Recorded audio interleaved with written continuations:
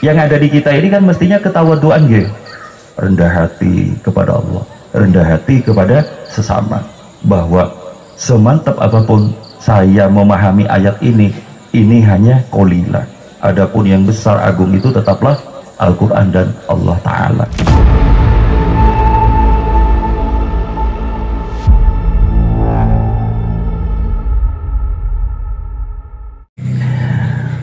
Teman-teman sekalian, terkait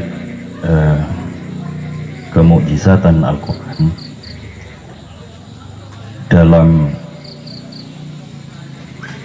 pemikiran, perasaan, permenungan saya pribadi, kemujizatannya itu juga terkandung di dalam makna-makna yang ada atau disematkan oleh Allah Ta'ala di dalam Al-Quran.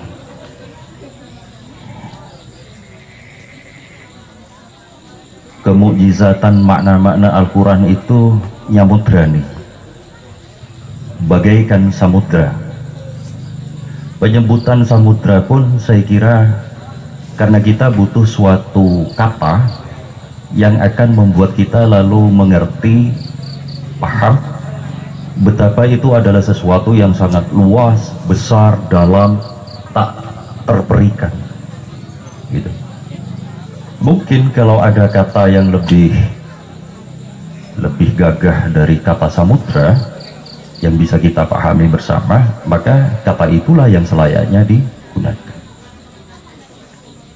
Apa yang saya maksud dengan makna-makna Al-Quran yang nyamudrani, sehingga tidak ada ungkapan yang pas kecuali untuk menyebut itu sebagai mukjizat atau bagian dari mukjizat yang diletakkan oleh Allah Ta'ala di dalam Al-Quran itu, ialah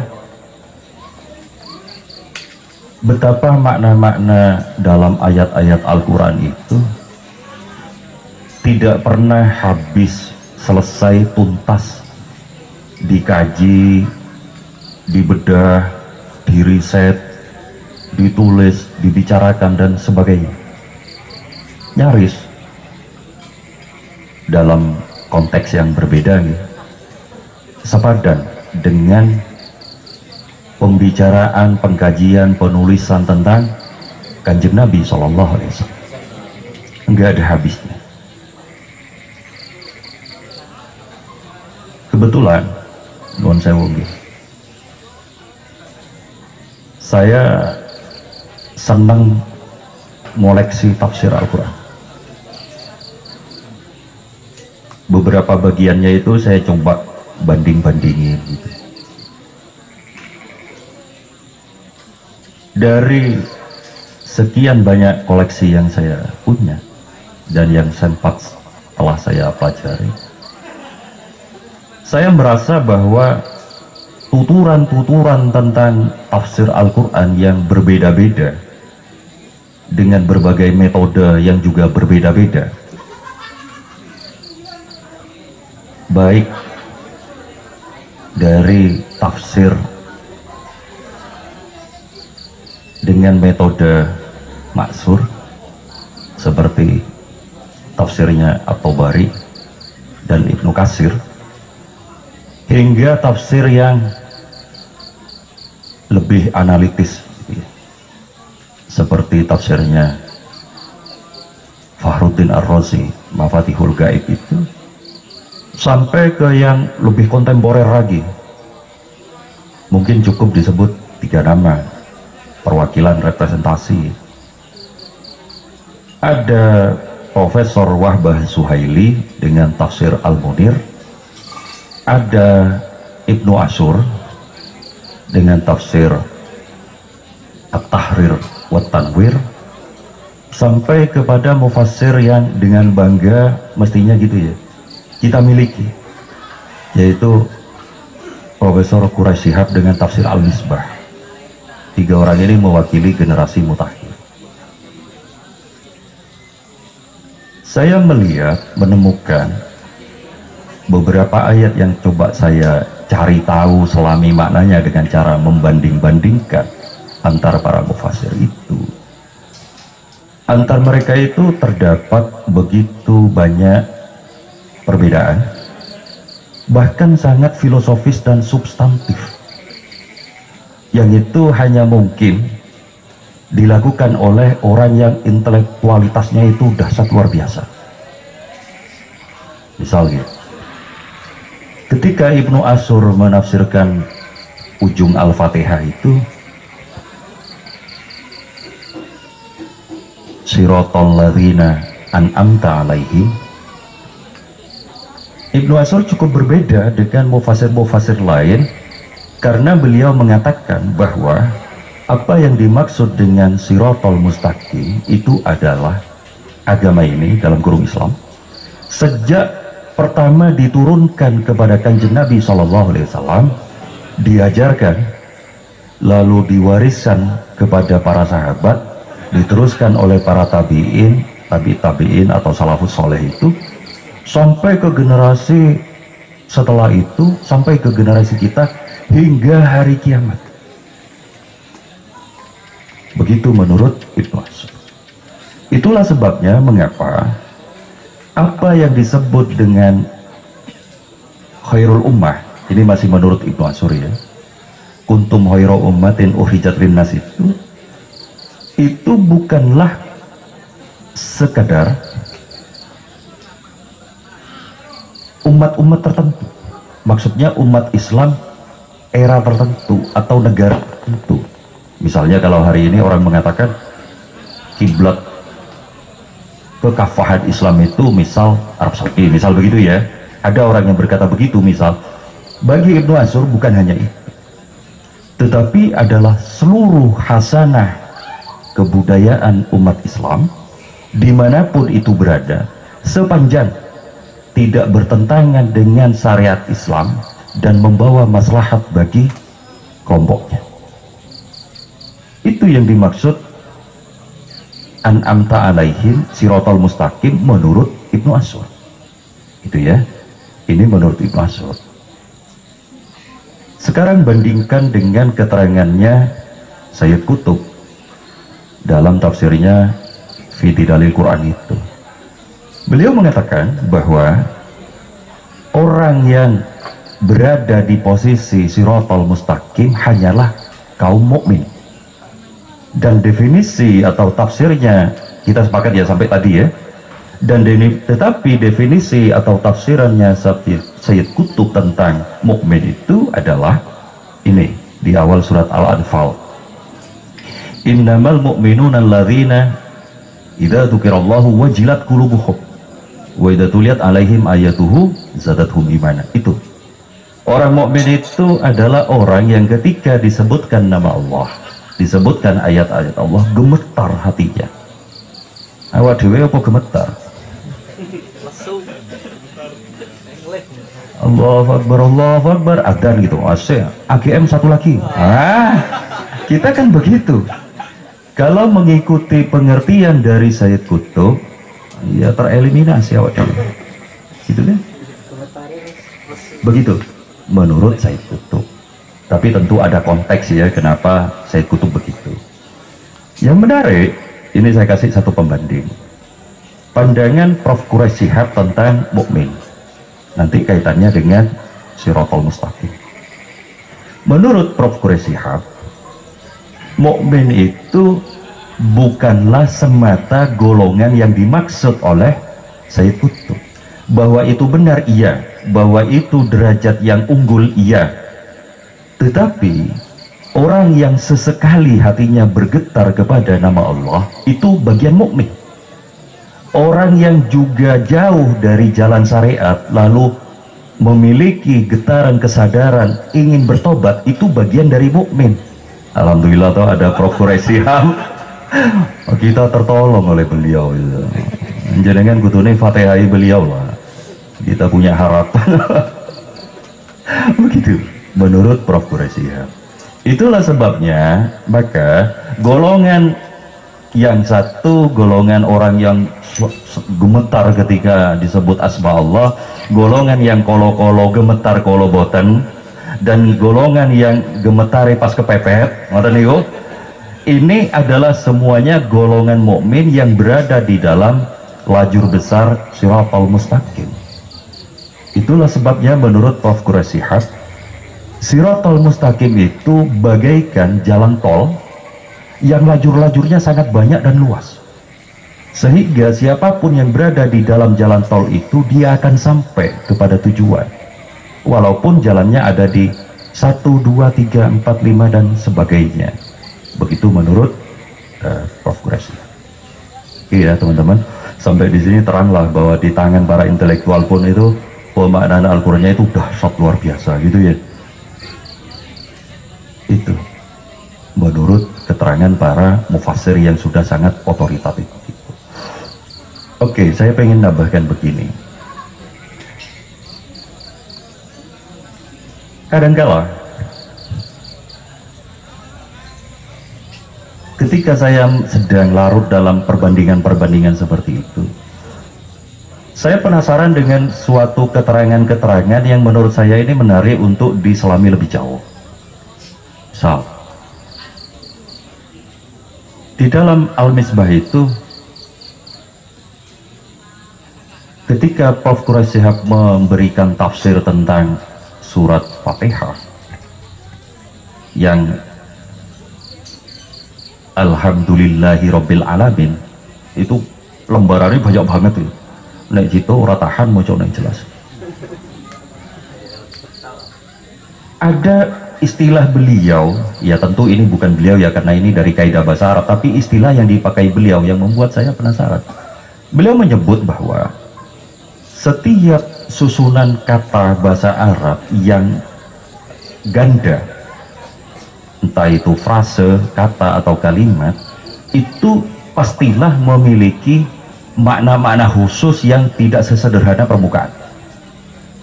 Contohnya adalah Rabbul Alamin, gitu ya. Kita secara umum akan mengatakan apa sih arti Rabbul Alamin? Jelas, Tuhan seru sekalian alam, kan begitu ya, pakai seru lah kan umumnya gitu. Tuhan seru sekalian alam, gitu ya. Apakah itu salah? Tidak, tetapi itu sederhana. Ketika dikaji dengan apa yang disebut Prof. Quraisy Shihab sebagai ibaratun mustarokah, kata kalimat frase ganda ya, itu ternyata lalu melahirkan makna-makna yang begitu mendalam, jauh dan tak terbayangkan. Kata Rabbun itu, ini saya nukil Prof. Quraisy ya, jadi saya ada catatan kakinya nih. Kata Rabbun itu berakar kata yang sama dengan tarbiyah ya. Kata itu asal maknanya itu adalah pemeliharaan dan pendidikan, pengajaran, pendidikan, pemeliharaan gitu ya. Itu artinya Rabbul Alamin tidak cukup dengan sekedar oh Allah itu adalah Tuhan pemilik alam raya ini, tetapi bahkan Tuhan ini, Allah Subhanahu wa Ta'ala itu adalah Tuhan yang juga menuntun manusia melalui pemeliharaan di satu sisi dan pengajaran di sisi lain, supaya menuju kepada zat Allah itu dalam bentuk agama ini yang disebut dengan fitrah. Begitu. Global ini ya.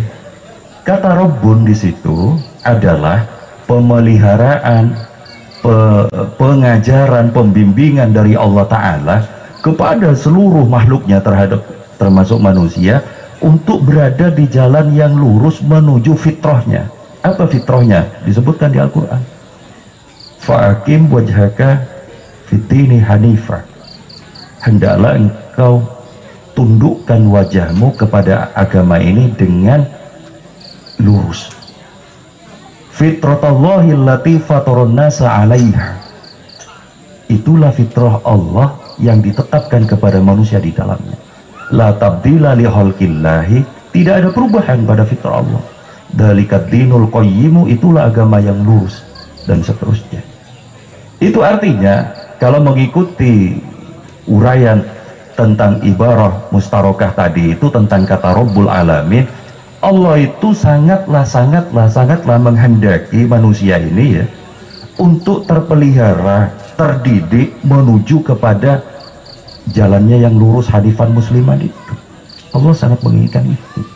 Maka menjadi masuk akal ketika Allah lalu meletakkan seluruh piranti yang mendukung terhadap pemeliharaan dan pengajaran itu. Semuanya diberikan. Contoh, tajalliyat, bukti-bukti kemahakuasaan Gusti Allah kan diberikan. Tajalliyat itu diberikan oleh Allah, selalu hadir kepada kita sebenarnya setiap waktu, setiap saat. Wa ka'ayyin min ayatin yamurruna 'alaiha wa hum anha muridun, itu ayatnya. Berapa banyak dari ayat-ayat Allah itu yang mengalir mengelilingi manusia itu, tetapi kebanyakan manusia itu berpaling dari ayat-ayat Allah itu atau tajalliyat itu. Lebih jauh, Gusti Allah memberikan Kanjeng Nabi SAW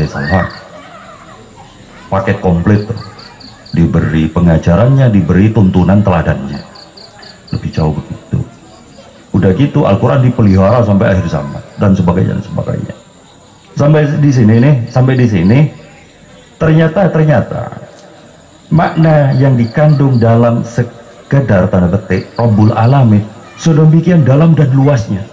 Ming awak dhewe boten ngertos. Mula mutus-mutuske. Kan ngoten. Karena kita tidak paham. Seolah-olah makna ayat ini adalah tunggal ini, mutlak ini, yang tidak begitu salah kafir. Dan biasanya begitu tuh. Padahal tidak begitu. Nun sewu kula tambahke satu contoh lagi.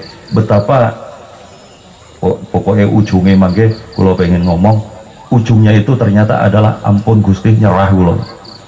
Kok boten sanggup memahami teks Al-Qur'an itu maknanya. Contoh gini. Masih tentang kaidah ibarat mustarokah itu.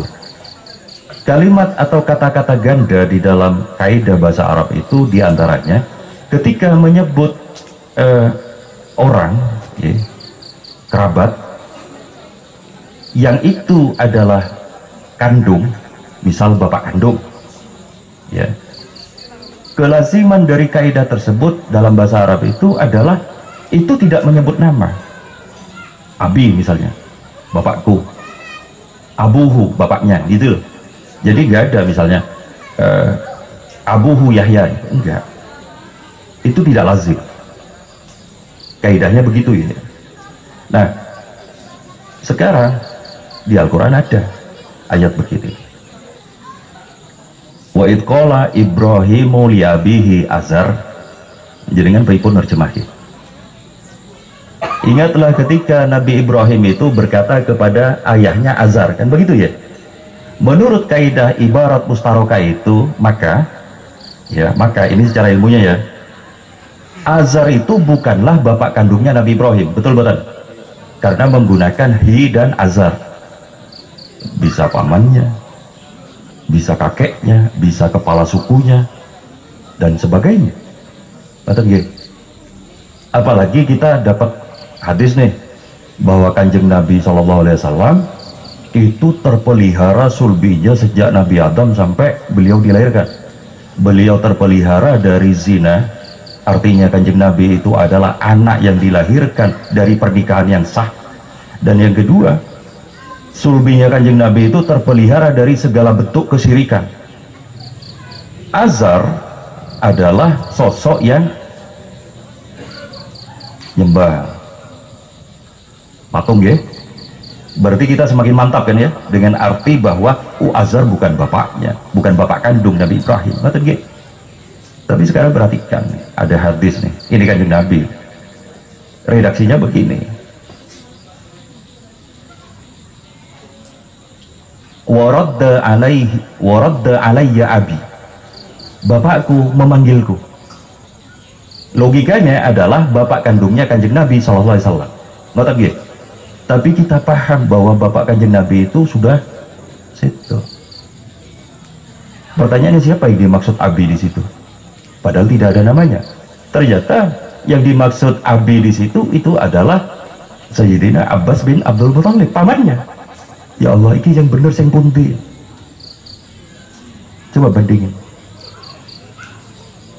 Bun nggih, jelas nggih. Kula nggih boten mudeng. Poin saya menuturkan ini adalah, Masya Allah, ayat Al-Quran itu kandungan mananya nyambut berani. Sak pinter-pinter kita wes empun hop di hadapan Al-Quran, enggak usah sok mutuske, sok beruh, sok paling ngerti arti. Toh Gusti Allah pun berfirman, wallahu ya'lamu wa antum la ta'lamun. Gusti Allah lah yang paling tahu makna Al-Quran, kandungannya kalian tidak tahu. Maka seluruh pemikiran kita tentang ayat-ayat makna Al-Quran itu seyogyanya tidak lebih dari sekedar jangkauan ilmu kita yang di Al-Quran dikatakan wa ma utitum minal ilmi illa qalila. Kalian tidak diberi ilmu kecuali sedikit. Maka mestinya teman-teman yang ada di kita ini kan mestinya ketawaduan ya, rendah hati kepada Allah, rendah hati kepada sesama, bahwa semantap apapun saya memahami ayat ini hanya qalila. Adapun yang besar agung itu tetaplah Al-Quran dan Allah Ta'ala. Matur nggih, matur nuwun, kurang lebih mohon maaf. Wallahu a'lam bishawab. Wassalamualaikum warahmatullahi wabarakatuh.